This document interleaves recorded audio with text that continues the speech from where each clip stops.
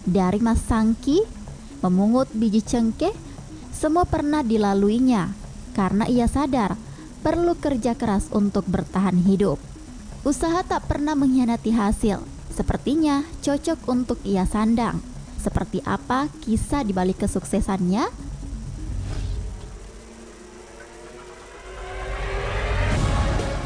Mari kita simak biografi orang sukses berikut bersama anggota DPRD Sulawesi Selatan, Ismail Bahtiar.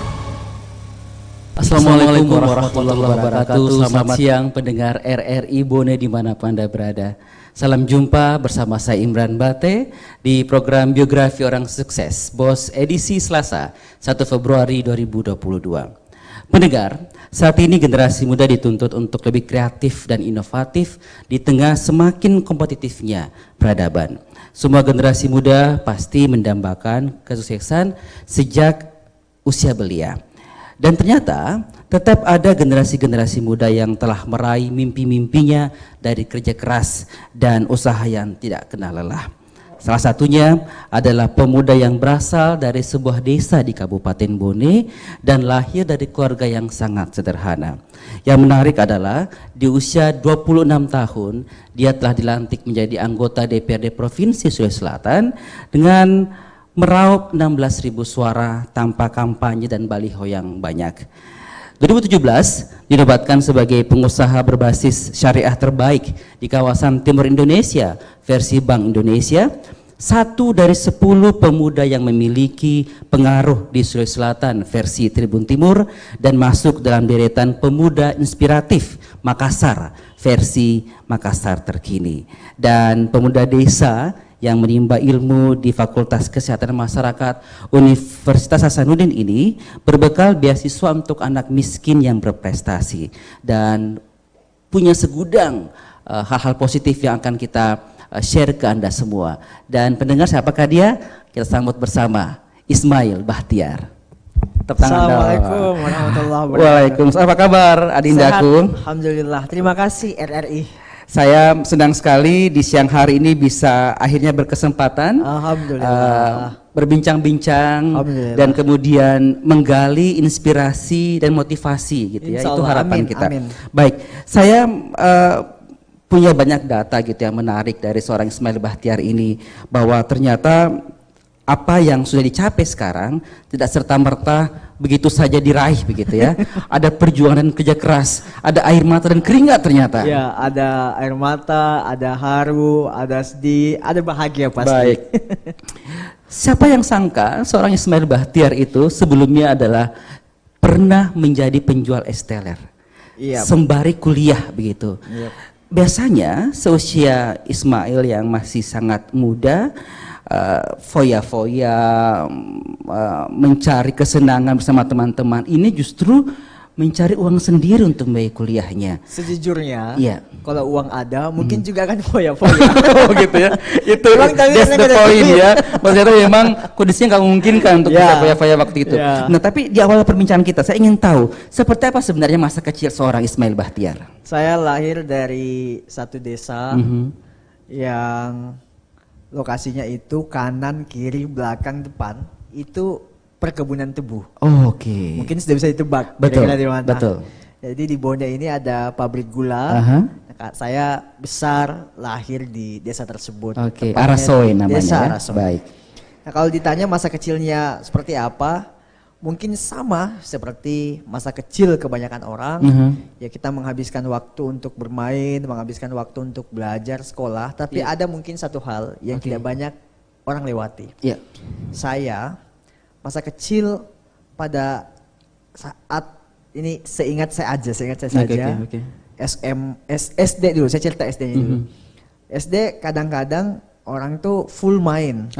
Saya memang karena kondisi ekonomi pada saat itu, kalau orang Bugis kenal istilah Mas Sangki. Ya, saya pergi Mas Sangki sama ibu saya. Itu kan dibayar gitu ya, dibayar pakai padi. Beras. Iya, bayar pakai padi. Jadi kalau saya mau cerita, SD saya kelas 5 itu memang sudah cari uang. Itu keinginannya Ismail sendiri ataukah kemudian orang tua yang? Sejujurnya memang saya yang berinisiatif, karena pada saat itu kadang saya merasa waktu kelas 5 kelas 6 SD saya kira orang sudah punya perasaan kadang-kadang kita merasa kok teman saya pada belanja di sekolah, saya tidak punya uang untuk belanja, makanya saya inisiatif, saya cari uang pada saat itu. Dan itu bukan cuma satu, kadang-kala di musim cengkeh ada namanya orang pergi pungut locok cengkeh. Iya, metik gitu ya? Ya, bukan metik lain. Kalau metik itu kan naik ke pohonnya. Naik pohon manjat. Kalau ini tidak, mapulu locok itu namanya pungut-pungut cengkeh yang jatuh.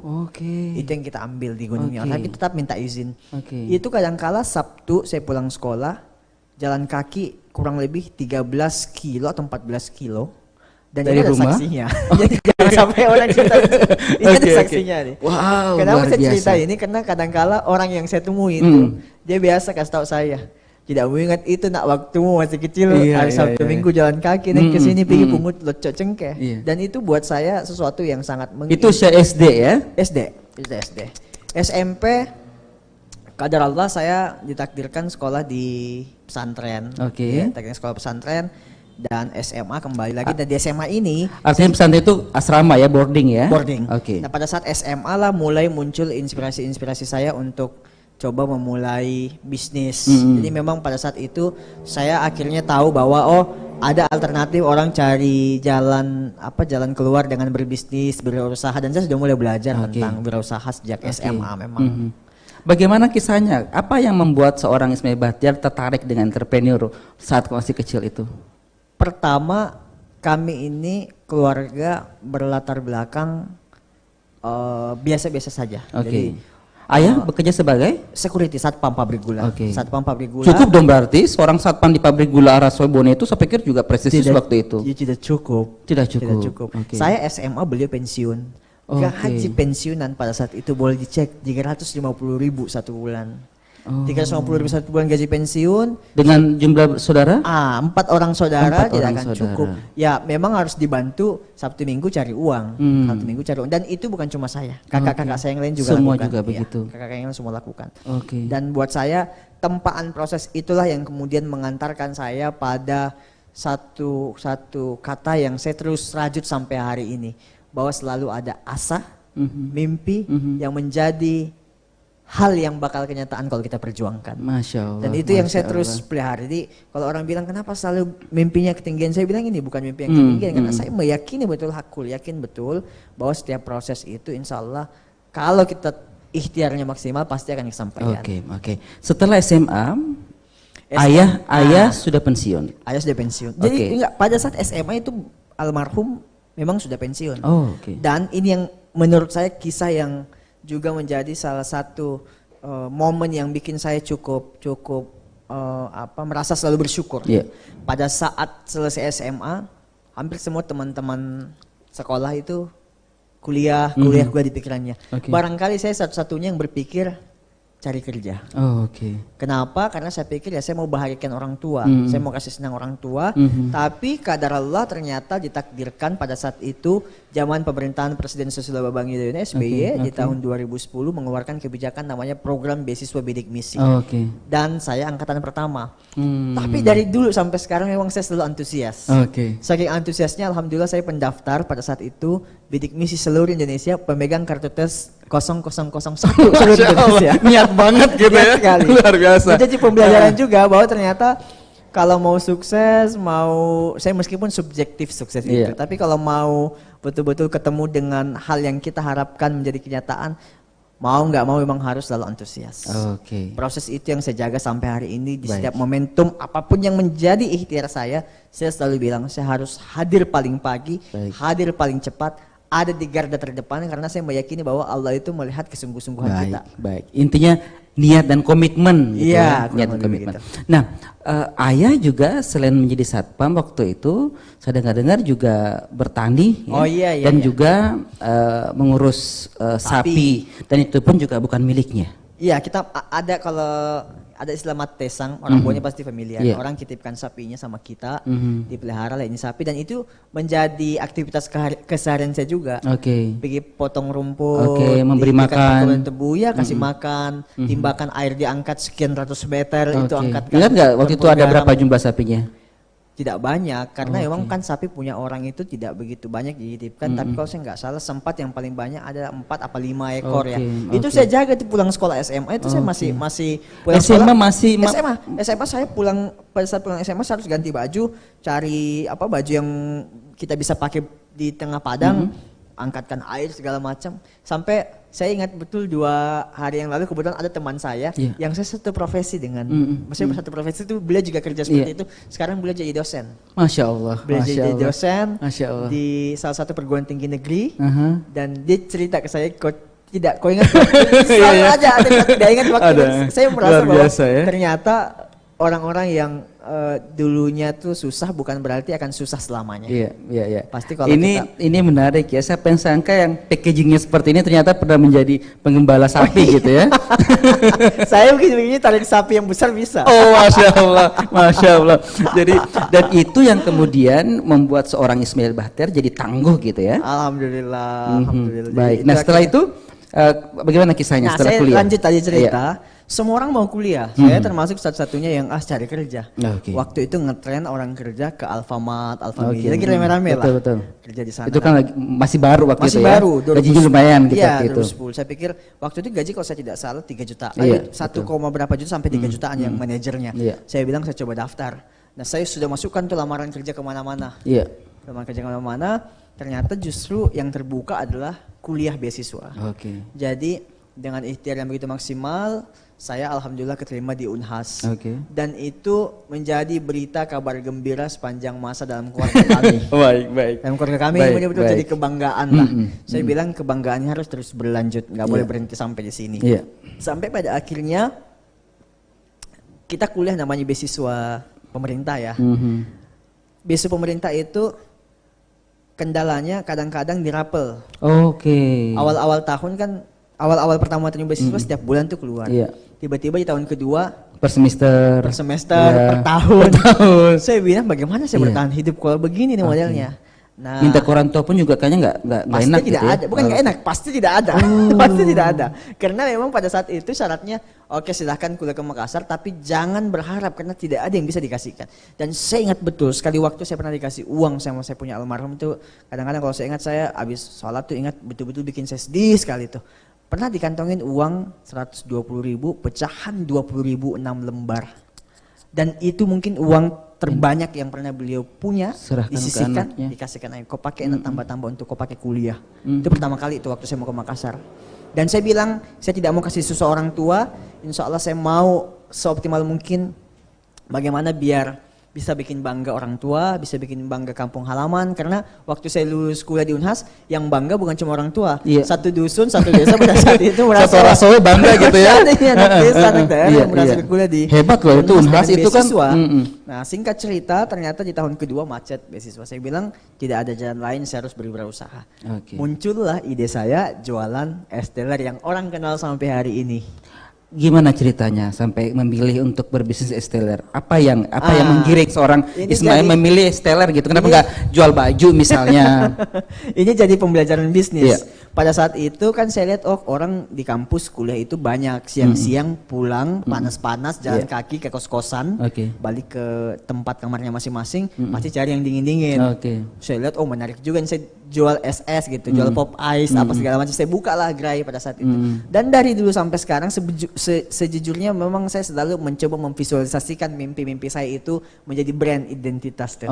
Jadi saya buatlah es teler namanya es teler Pak Rektor. Nah kalau ditanya kok kenapa namanya Pak Rektor? Rektor Unhas Prof. Idrus Patrusi pernah tanya kenapa bikin usaha namanya Rektor. Saya bilang mimpi saya mau sekali jadi rektor. Saya senang sekali pada saat saya masuk Unhas orang wisuda lihat tuh orang pindah-pindah saya juga mau seperti itu. Saya buatlah es teler Pak Rektor pada saat itu dan ternyata analisa saya keliru. Jadi maksudnya memang kalau mau bisnis itu mesti analisanya, feasibility study-nya harus lengkap. Jangan setengah-setengah. Komprehensif ya. Yang saya perhitungkan hanya musim panas, saya tidak perhitungkan musim hujan. Begitu 8 bulan, Musim hujan mulai omset agak turun. Secara alternatif, gorengan. Maaf, segala macam. awalnya dapat modal dari mana? Dapat Modal dari beasiswa mana? tadi kan sempat Oke, dirapel tuh akhirnya oke. menjadi 1 tahun. Oke. Kami terima 600.000 per bulan. Pada saat itu alhamdulillah ada 7.200.000. Oke. 7.200.000 inilah yang saya sisihkan sebagian buat gue hidup, sisanya saya pakai beli gerobak. Dan kalau saya mau cerita tentang jual esteller ini, kadang-kadang jam 4 subuh saya sudah harus ada di depan pintu 2 Rumah Sakit Wahidin Unhas, tunggu PT-PT ke Pasar Daya, beli gula merah, beli sagu mutiara, beli santan, beli apa, saya campur sendiri, saya masak sendiri di kos-kosan tuh. Saya masih ingat sekali semuanya. Dan proses itu ternyata terekam dengan sangat baik di saya dan juga di teman-teman saya yang lain, yang memang sederetan kamar. Bahkan kan kami dulu sharing 1 kamar 2 orang di asrama. Teman kamar saya selalu kasih ingat saya, tidak ingat dulu. Jadi saya memang selalu flashback masa-masa itu. Tapi dulu lumayan laris ya waktu itu ya. Saya pertama kali punya uang banyak dalam artian persepsi saya pada saat itu ya. Saya bisa dapat 800.000 satu hari. Dan saya bisa menggaji 2 orang. Bagaimana tidak bangga pada saat itu menjadi mahasiswa bisa menggaji 2 orang. Itu semester berapa tuh? Semester 2012 itu berarti semester 4. Ya, semester 4. Kurang lebih semester 4. Dan akhirnya hanya 8 bulan ya kurang lebih ya. 8 bulan pas masuk musim hujan agak redup. Tapi sebenarnya bukan nggak laku bisnis ini ya. Bisnis ini tetap laku. Cuma pada saat itu memang kondisi pertama kondisi kesehatan saya tidak baik pada saat itu, yang kedua karena sering tinggalkan kuliah IPK saya turun. Nah, kalau IPK saya semester depan lagi turun, beasiswanya bisa dicabut. Saya pilih opsi saya kembali ke jalan yang benar, kuliah baik-baik dulu. Sambil memikirkan alternatif bisnis yang lain. Dan beasiswa tadi sudah mulai lancar? Mulai tambah macet. Lantas solusinya? Nah, solusinya akhirnya saya membuka lembaga pendidikan informal. Inilah yang orang kenal sampai hari ini, Rektor Institute. Awalnya saya dengar juga jadi guru les privat ya? Iya, pertama namanya Rektor Privat, menjadi Rektor Private Institute, berubah menjadi Rektor Institute. Dan itu kemana-mana saya cari siswa, jadi nggak ketemu. Jadi memang proses bisnis, siapapun yang mau mulai bisnis, mulai usaha, jangan terlalu cepat kemudian menyalahkan kondisi di saat-saat kemudian kita ketemu tantangan-tantangan. Kenapa saya bilang seperti itu? Karena setiap bisnis pasti punya tantangan, dan saya menemui tantangan di bisnis private pada saat itu. Susah sekali ketemu user yang mau diajak gitu, susah ketemu klien yang mau diajak. Saya sudah, jadi yang namanya sebar brosur dari kompleks ke kompleks, perumahan ke perumahan, kantor ke kantor, diusir satpam, dipanggil satpol PP, suruh pungut sampah, brosur, itu sudah pernah semua saya rasakan.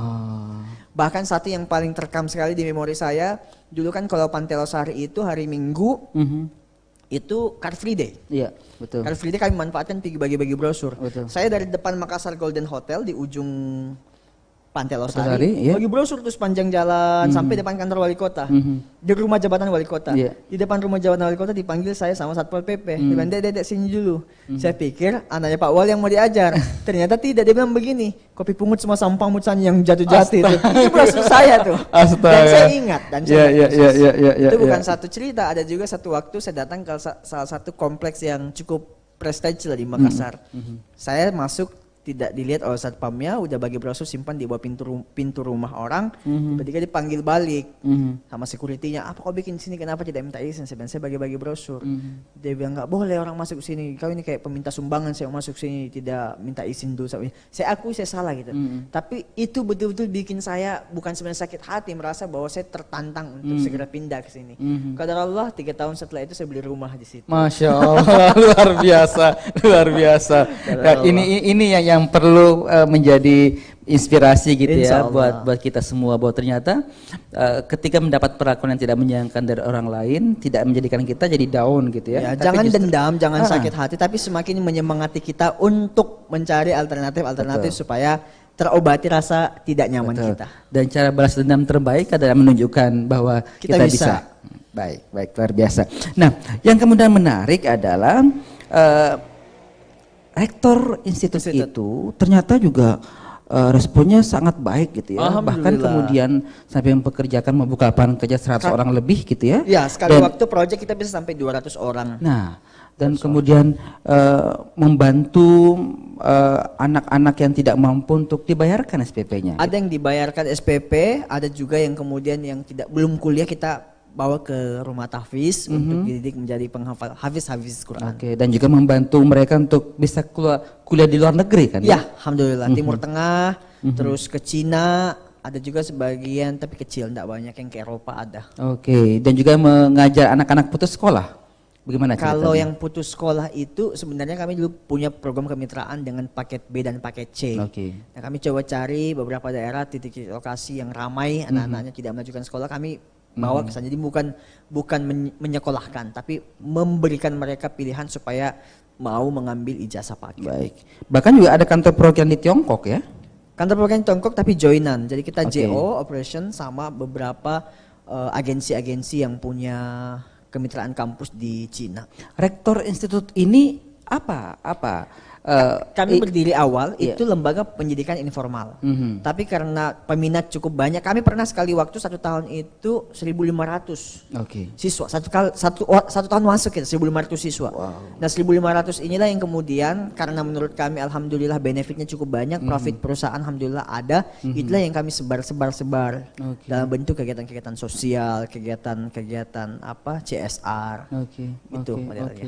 Jadi ini juga menjadi sebuah usaha yang juga profit oriented gitu ya sebenarnya. Profit oriented iya, tetapi memang ada satu segmen yang kami khusus mengambil dari porsi keuangan Rektor Institute untuk kegiatan-kegiatan non komersil ya seperti rumah tahfiz, seperti program beasiswa SPP tadi pembinaan itu ada. Oke. Jadi memang fokus ke sektor pendidikan gitu ya. Itu berjalan terus sampai sekarang. Sampai sekarang, meskipun kondisi pandemi agak menurun, kami coba melakukan alternatif pengembangan gitu. Pengembangan yang kedua, kami coba banyak melakukan buka kerjasama dengan kampus-kampus di luar. Oke. Itu yang sedang banyak kami lakukan. Baik. Dan antusiasme masyarakat pun juga masih ada gitu ya. Kalau dibilang meningkat, iya, tetapi karena kondisi pandemi, akhirnya memang opsi-opsi yang sebelum pandemi berbeda pilihan-pilihan mereka. Baik, dan memang pandemi berimbas ke semua sektor gitu ya. Sektor, tanpa ke pendidikan terkecuali. pun juga demikian Tanpa ya. terkecuali. Baik. Nah, bagaimana ketika seorang Ismail Batir selesai kuliahnya sudah menjadi sarjana, apa yang terjadi? Saya pada saat selesai kuliah sempat lanjut S2 di UGM. Pada saat itu ngambil manajemen dengan beasiswa LPDP afirmasi. Oke. Terus pada saat Memang pertengahan salah beruntung ya di persoalan scholarship ya. Alhamdulillah. Ini juga 001 sama waktu di bidik misi. Beda. Ini sudah tidak lagi. Nah, singkat cerita saya tidak menyelesaikan itu. Oke. Tidak selesai karena memilih opsi full time bisnis. Saya dulu hampir bolak-balik 2015 tuh hampir bolak-balik tiap minggu Makassar Jogja. Bisnis apa waktu itu? Yang sampai sekarang masih jalan, alhamdulillah kami ada kemitraan Pertamina, bahan bakar non subsidi, solar ya, minyak, terus ya merambah kan alhamdulillah adalah rezeki-rezeki kita coba juga di sektor tambang sebagian. Masya Allah. Dan luar sekarang biasa, lagi coba tertarik mempelajari energi baru terbarukan. Oke. Ya. Ini Karena luar saya melihat biasa. tren ke depan kayaknya akan arahnya ke sana. Oke, betul. Saya sepakat itu sangat prospektif sekali. Tapi ini menarik ya. Kalau saya di benak saya seseorang yang berbisnis minyak gitu ya, itu luar biasa gitu. Apa ya? Sebenarnya tidak juga sebenarnya. Untungnya kecil Oke. untungnya itu. Minyak tuh alhamdulillah. Kecil tapi kalau berkali-kali gitu ya. Iya kalau kali banyak alhamdulillah. Di- dan itu modal yang saya pakai untuk kemudian melenggang ke DPR Oke, kemarin. Jadi sebagian oke. dari sana saya sisipkan, coba peruntukan di politik. Memang Nanti kita bahas mengenai itu. Nanti Oke. juga ada segmen Oke, khusus sip, untuk itu. sip. Nah, kemudian ternyata ada perusahaan minyak yang tadi dimaksudkan, Iya. itu bisnis yang sekarang terus digeluti, dan juga ada perusahaan air minum kemasan ya. AMDK, air minum dalam kemasan. Itu beroperasi di Maret. Oh, di Maret. Iya, Bone Oke. kalau itu. Itu satu-satunya bisnis yang existing di Bone. Yang lainnya nggak ada. Oke. Iya. Kenapa kemudian tidak membangun sebuah jaringan bisnis di kampung halaman misalnya? Nah, ini jadi tantangan kita di Bone ini. Iya. Jadi memang dari dulu kan saya selalu berpikir mau kembali untuk berkontribusi optimal di sektor-sektor bisnis. Iya. Nah, akhirnya saya bersyukur karena Bone beberapa pelaku-pelaku UMKM itu sudah mulai upgrade. Saya beberapa bulan lalu, 3 atau 4 bulan lalu ketemu dengan salah satu pengusaha kopi di Bone. Itu menarik juga bisnisnya itu sampai dapat hitung-hitungan saya 1,4 miliar satu bulan dia bisa transaksi itu. Nah, pengusaha kopi dan banyak lagi usaha-usaha yang lain. Tapi saya selalu merasa bahwa sepertinya kita ingin selalu bisnisnya beririsan dengan pemerintah. Saya punya bisnis ini bisa rata-rata irisannya ke pemerintah. Dan tantangan kita di Bone sepertinya masih ada gap. Bukan berarti tidak disupport oleh pemerintah, tapi masih ada gap untuk pelaku-pelaku yang baru itu agak keteteran untuk mengimbangi diri dengan existing bisnis yang sudah ada di sini. Itu yang dirasakan selama ini. Ya, itu yang kemudian menjadi pilihan saya sampai akhirnya sudah saya coba sini. Tapi saya mau cerita tentang energi baru terbarukan ini. Saya lagi coba mendiskusikan supaya Bone ini bisa menjadi salah satu project pilot saya juga. Jadi energi baru terbarukan tidak lagi orang pakai listrik, menggunakan batu bara atau menggunakan solar, meskipun saya jualan solar, tapi kita pakai kekayaan alam ya, nikmat Tuhan yang diberikan melalui cahaya matahari, melalui air hujan, itu kan bisa semua menjadi energi, termasuk sampah. Nah, dan teknologi itu memungkinkan diterapkan di Bone ya? Sangat memungkinkan. Kita akan pilot project di Kabupaten Selayar. Nanti kalau itu berhasil, mimpi saya, cita-cita saya, Bone saya coba mau transformasi juga. Harus itu kita tunggu soalnya. Insya Allah. Jadi jangan eksis di luar terus. Kita Bone juga menunggu gitu ya gebrakan dan inovasinya seorang Ismail Bahtiar gitu. Nah, ini yang juga menjadi pertanyaan kita bahwa kenapa harus terjun ke dunia politik? Politik dalam stigma banyak orang adalah hal yang kotor. Iya. Konotasi itu akhirnya orang biasa sebut gini, politik. Betul. Pembohong gitu mau nih.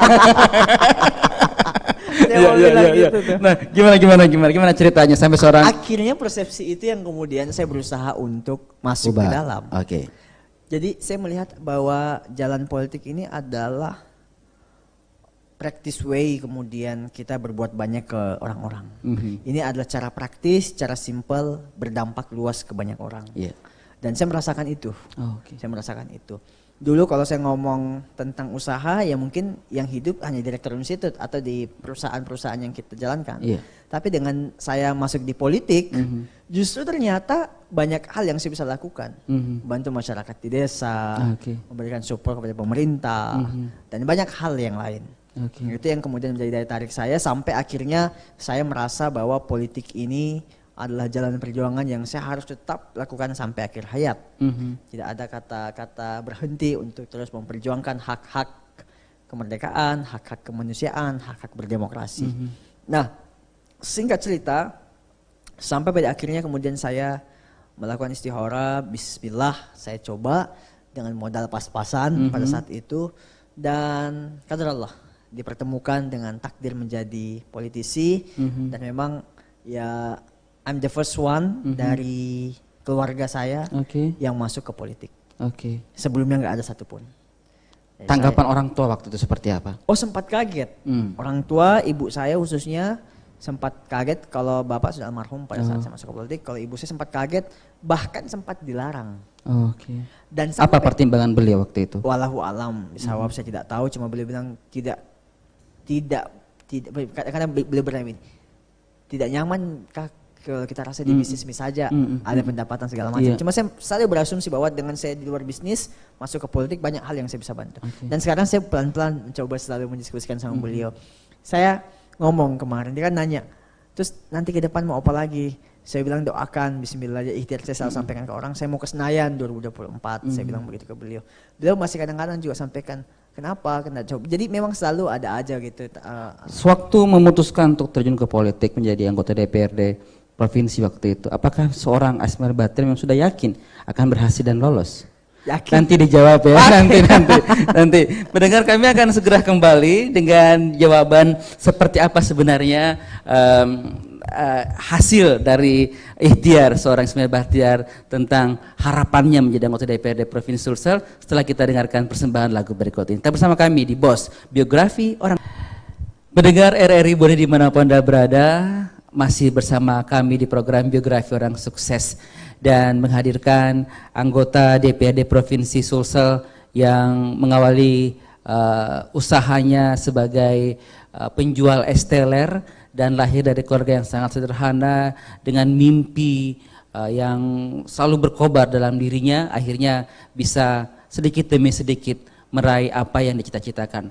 Dan tadi kita berhenti di apakah kemudian dia yakin ketika memutuskan untuk menjadi wakil rakyat di DPRD provinsi waktu itu dengan banyaknya kontroversi termasuk juga tantangan dari ibunda tercinta. Nah, ternyata jawabannya adalah yakin. Kalau nggak yakin saya nggak nyalon. Nah, yakin. Karena banyak yang berangkat dengan keyakinan tapi gagal. Gitu. Ya, ada juga. Cuma apa yang kemudian membuat Anda yakin dan alhamdulillah bisa gagal? Saya dengar kabar Anda juga bukan termasuk yang kemudian kampanye pol-polam, datangkan artis, penyanyi dangdut dan segala macam, atau bahkan spanduk di mana-mana gitu. Iya. Jadi memang saya beruntungnya karena tergabung di salah satu partai politik. Saya boleh bilang ini partai politik cukup hemat. Cukup hemat dalam artian budget pas-pasan, tapi suara nggak pas-pasan. Nah, jadi itulah yang saya coba manfaatkan melalui jejaring-jejaring partaian segala macam, termasuk diantaranya memanfaatkan jejaring pertemanan baik pada saat kuliah, pada saat SMA, SD, SMP, sanawiyah, dan di jejaring alumni sekolah dasar. Semua saya berdayakan. Nah, saya akhirnya tahu betul bahwa kenapa bisa terpilih setelah melakukan kalkulasi. Jadi kadang kan orang ngomong tuh politik itu sudah ditebak. Saya bilang tidak kalau punya data. Justru politik ini sesuatu yang sudah bisa kita ukur ketika berangkat dari data dan mencoba memberikan intervensi terhadap data-data yang ada. Dan itu kan sebenarnya dipelajari di bangku kuliah. Beruntungnya kita pernah kuliah baik-baik gitu kan. Kuliah benar gitu ya. Kuliah benar akhirnya mengerti tentang bagaimana mengelola dan manajemen pengelolaan data itu. Sehingga pada saat kemudian berhitung, saya pemilihan sudah tidak di Bone pada saat pemilihan. Nah, Anda di mana waktu itu? Saya Hamin 1 hari berangkat ke Tanah Suci, 2 hari, 1 hari setengah sesi di Tanah Suci, habis itu balik lagi ke sini. Habis itu saya review hasil perhitungan. Saya sudah ngomong sama tim kalau nggak ada yang curangin, soalnya kita duduk. Beberapa hari ke depan selesai perhitungan, perampungan, alhamdulillah. Memang sudah ada keyakinan begitu ya? Yakin pada saat itu. Tidak kampanye, kemudian spanduk juga seadanya, lantas kalau sekedar hanya ya, menggunakan jejaring yang ada juga saya pikir itu juga tidak sepenuhnya efektif gitu karena semua calon juga menggunakan metode itu gitu. Ada satu alternatif yang saya pakai pada saat itu dan masih kurang dilakukan oleh orang melalui sosial media. Jadi pada saat masa kampanye sosial media saya emang tersebar gitu. Dan itu saya coba efektifkan sampai hari ini terus menerus, termasuk dalam rangka mensosialisasikan program pemerintah. Saya melalui kanal sosial media sendiri. Kenapa ya? Karena saya merasa bahwa saya tidak bisa menjangkau seluruh tangan, saya tidak bisa menjangkau seluruh mata, seluruh daerah, maka saya menjangkau pendengaran, penglihatan, visual melalui sosial media. Dan apa yang kita lakukan hari ini, cerita-cerita soal perjalanan hidup story ini, maka saya mencoba membandingkan bahwa inilah yang juga kami lakukan pada saat itu. Seperti itu ya. Pada saat itu memang ada tren bahwa ternyata banyak calon anggota legislatif dari kalangan milenial. Dan sorry to say masih banyak yang kemudian meragukan kapasitas, capability anak-anak muda mau ngapain sih di parlemen waktu itu ngapain. Jangankan waktu itu sampai hari ini juga orang masih distrust, masih tidak percaya dan masih ragu. Makanya saya dalam setiap keputusan, momentum, rapat, apapun itu yang berkaitan dengan kepentingan umum, saya pasti publish. Saya pasti announcement, saya pasti sampaikan, saya pasti rilis. Karena menurut saya ini penting diketahui oleh publik. Dan menurut saya alternatif-alternatif inilah yang seharusnya pemerintah daerah, pemerintah politik pemerintahan lakukan. Karena kalau tidak, masyarakat akan merasa bahwa tidak dipedulikan, tidak diperjuangkan hak-haknya. Meskipun setelah diperjuangkan memang tidak semua bisa kita penuhi permintaan-permintaan itu. Saya terus terang dari seluruh banyaknya permintaan, rasa-rasanya ada yang tidak kita penuhi karena memang mungkin bertabrakan dengan regulasi dan aturan, karena mungkin penganggaran tidak mencukupi, memadai, karena mungkin ada prioritas lain daripada pemerintah. Tetapi seyogyanya bahwa kami pernah menyampaikan usulan-usulan itu melalui sosial media, mereka juga tahu, masyarakat juga mengerti, dan publik akhirnya paham betul bahwa wakil rakyatnya yang bekerja itu yang mana. Baik. Efek itu signifikan. Alhamdulillah kalau saya ke Bone, dan bukan cuma Bone, kemana ada aja minta foto, katanya sering lihat di sosial media. Alhamdulillah. Jangan-jangan minta fotonya karena Anda keren gitu, bukan karena Bisa Anda, bukan karena apa yang sudah dikerjakan gitu. Tidak lah, pasti saya selalu lakukan asesmen kembali. Oh ya, lihat di mana. Saya kemarin lihat kita kunjungan di sekolah ini, saya lihat kita kunjungan ke masjid ini. Alhamdulillah. Hal fundamental apa yang paling krusial yang pernah ditorehkan oleh seorang Ismail Bahtiar saat menjabat sebagai anggota Sampai dewan? hari ini saya sangat konsen terhadap isu-isu rumah ibadah. Kami banyak ketemu, waktu itu saya fokus di komisi, sekarang sudah pindah komisi, dulu saya lama di komisi bidang kesejahteraan rakyat, sangat berkaitan dengan rumah-rumah ibadah dan sekolah-sekolah. Itu pembangunannya? Pemberdayaannya dan semua hal yang berkaitan dengan rumah ibadah. Termasuk fokus kepada rumah ibadah, mungkin contoh Telu Limpoe. Saya lupa sekali nama. Dusun Tokela, saya lupa nama desanya. Dusun Tokela, Telu Limpoe, 21 tahun. Masjidnya beralaskan tanah, berdindingkan bambu? terpal yang warna biru, terpal tenda plastik, yang sudah kumuh, dan selama 21 tahun juga warga sumbangsi, kontribusi, mau swadaya tidak pernah cukup sama sekali. Sampai akhirnya saya lakukan asesmen, alhamdulillah kurang lebih setahun menjabat, sekarang masjid itu sudah digunakan oleh masyarakat dan sudah megah dan sudah representatif, sudah sejahtera dari sebelumnya. Nah, buat saya tugas itu bukan satu-satunya. Ada sejumlah masjid yang lainnya. Terakhir Ramadan kemarin kami salah satu masjid juga di Bulu Takke. Kondisinya mirip-mirip yang saya cerita di Limpo tadi. Akhirnya saya ajak bermitra kepala desanya, bisa nggak kira-kira kita coba carikan alternatif. Sekarang masjid alhamdulillah sudah dipakai. Alhamdulillah. Ada jembatan juga yang menghubungkan. Di sosial media sebenarnya saya selalu share semua. Setiap minggu sekurang-kurangnya 3 atau 4 kebijakan-kebijakan yang kami susun dengan intervensi dari masyarakat saya pasti rilis. Dan alhamdulillah setiap minggu juga ratusan orang yang memberikan impresi, puluhan ribu orang yang menonton.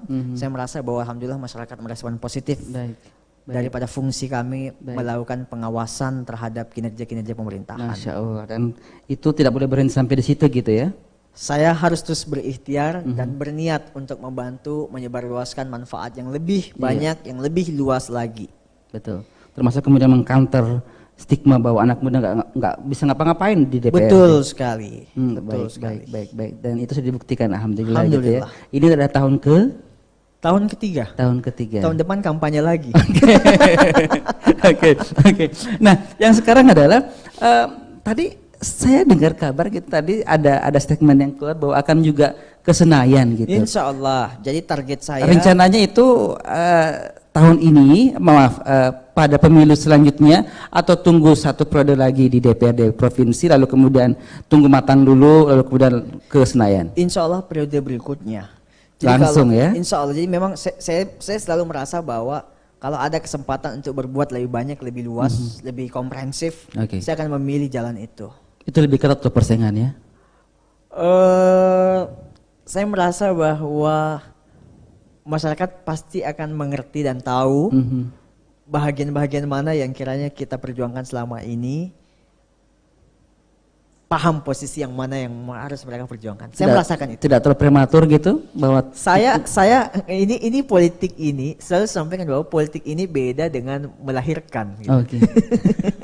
Dalam artian bahwa kalau kita berpolitik, kesempatan usia ini sebenarnya bukanlah faktor yang menentukan, melainkan keinginan dan rasa kita terhadap kebutuhan-kebutuhan masyarakat.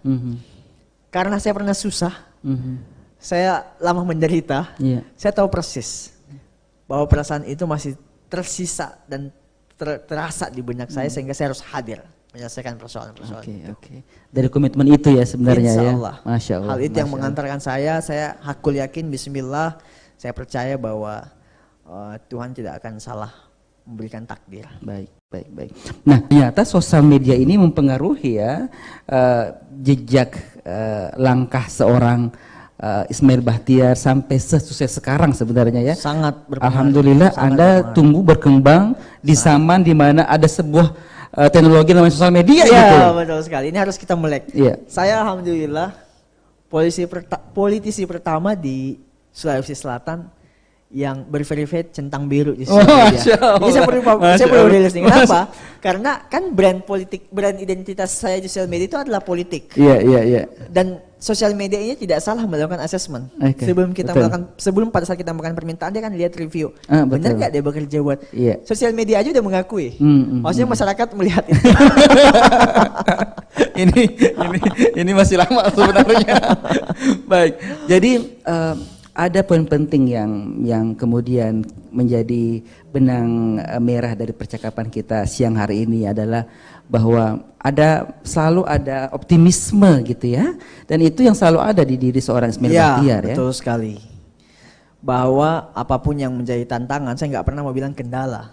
Apapun yang menjadi tantangan, baik, maka tantangan itu harusnya selalu hadir satu paket dengan solusi. Iya. Maka ketika kemudian teman-teman ketemu tantangan dan tidak menemukan solusinya, yang salah adalah karena kita tidak mengakui bahwa setiap persoalan pasti bisa selesai. Masya Allah. Saya merasa bahwa apapun yang kemudian selama ini diberikan tantangan A, B, C, D, E, saya meyakini betul bahwa pasti ada solusi, pasti bisa selesai gitu. Baik. Termasuk diantaranya seluruh problematika persoalan yang disampaikan oleh masyarakat, bahwa persoalan pupuk langka, persoalan kemudian anak sekolah susah, paket datanya tidak cukup untuk. Saya meyakini bahwa itu suatu saat akan selesai. Kenapa? Saya pernah yang tadinya potong rumput, yang tadinya pergi masang, kima patesang, segala macam hal-hal yang susah lah di masa lalu saya pernah lewati, dan ternyata semua bisa kami lewati satu persatu. Itu membuktikan bahwa ternyata Tuhan Allah Subhanahu wa Ta'ala itu betul-betul maha adil terhadap orang-orang yang mau berikhtiar dan berjuang keras. Baik. Jadi jangan sampai kemudian baru ketemu satu tantangan kecil tiba-tiba bilang oh kayaknya bukan bagianku ini, bukan rezekiku, nanti yang lain. Padahal tidak sebenarnya. Tuhan hanya mau melihat keseriusan kita sampai di mana. Baik, luar biasa. Adinda, di luar sana ada banyak sekali Ismail Bahtiar lain yang lahir dari sebuah desa kecil dengan kondisi keluarga yang sangat kekurangan, tapi kemudian ingin juga sukses seperti Anda gitu.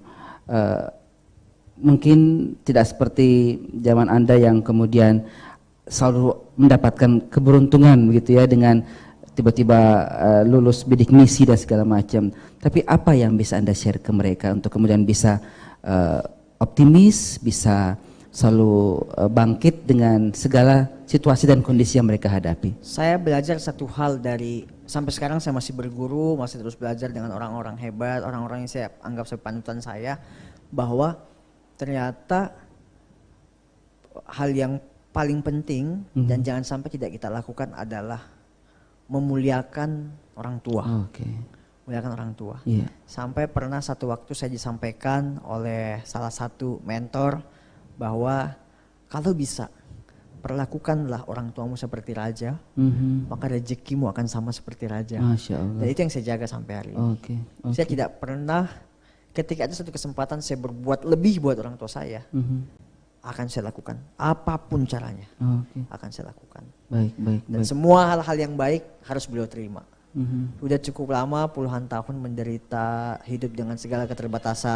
Sekian tahun kemudian beliau sudah, sekian puluh tahun kemudian beliau sudah susah memberikan bekal hidup untuk anak-anaknya, maka saatnya anak-anak berbalas budi.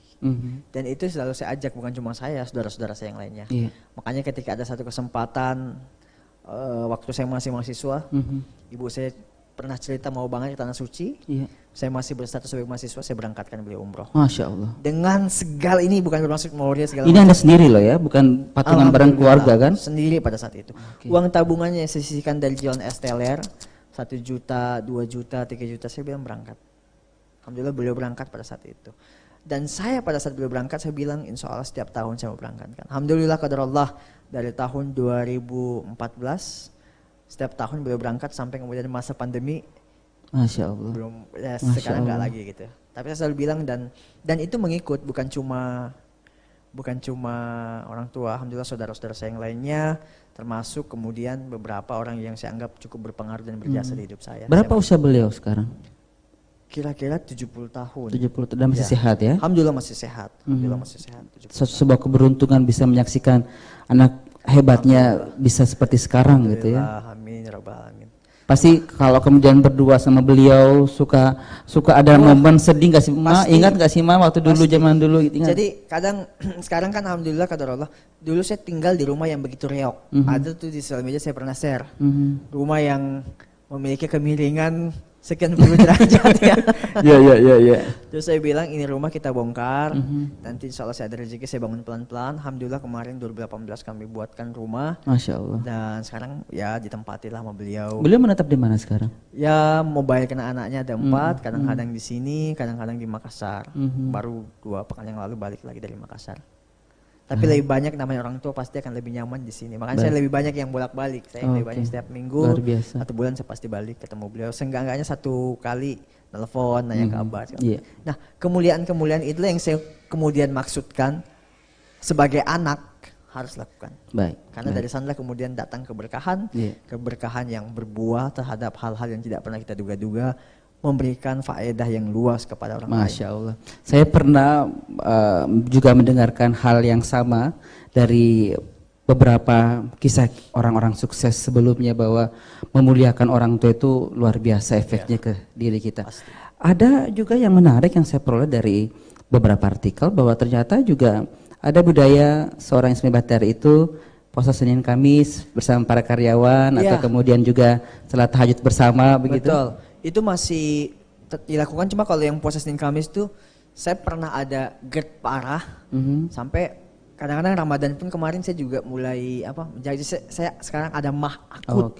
Iya, jadi menjaga sebenarnya itu. Tapi alhamdulillah sama anak-anak di rumah tahfiz sekarang masih tetap saya lanjutkan budaya-budaya itu. Kebiasaan-kebiasaan itu. Baik, luar biasa. Ini banyak hal yang kemudian nanti saya juga tertarik untuk share lah ke teman-teman.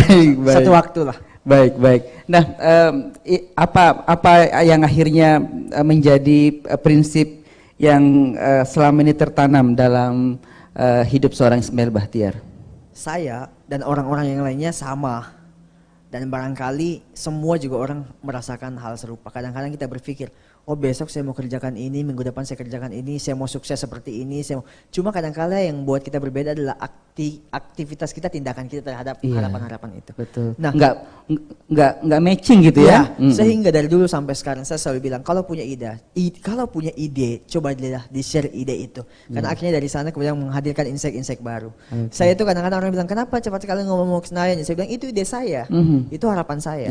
Ya, selanjutnya saya akan visualisasikan itu sama seperti tadi saya cerita tentang saya mau jadi rektor, saya buat SLR Pak Rektor, saya buat rektor private institute dan banyak hal yang lain. Saya merasa bahwa cara-cara itu ternyata cukup efektif. Baik. Cara-cara itu cukup efektif. Masya Allah. Ini menarik sekali bincang-bincang dengan seorang Ismail Bahtiar, luar biasa. Salah satu tokoh pemuda yang sangat inspiratif. Semoga akan terus seperti itu. Tetap humble dan low profile pastinya. Dan bisa menebar banyak kebaikan untuk orang lain. Kita tunggu lagi nih kebijakan-kebijakan yang langsung bersentuhan langsung kepada orang Bone terutama ya. Pasti saya akan share di sosial media. Oke. Dan harus sering-sering ke RRI. Insya Allah siap. Baik. Terima kasih closing statement. Apa yang ingin disampaikan dari saya? Singkat saja. Bahwa tidak ada sesuatu yang tidak mungkin terjadi ketika ikhtiar itu terus kita usahakan. Baik. Maka insya Allah dengan segala ikhtiar yang kita usahakan, pasti Allah akan pertemukan dengan hasil-hasil yang menakjubkan, hasil-hasil yang tidak pernah kita duga-duga.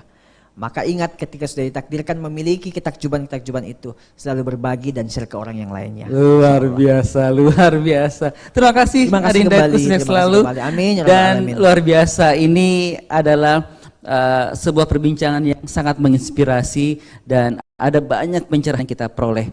Ada nilai yang perlu kita teladani bahwa yang terpenting adalah memuliakan orang tua dan selalu berpikir positif untuk optimis ke depan. Dan akhirnya dari Jalan Jenderal Ahmad Yani, saya Imran Bate pamit undur diri sampai berjumpa lagi dengan biografi orang sukses selanjutnya. Wassalamualaikum warahmatullahi wabarakatuh.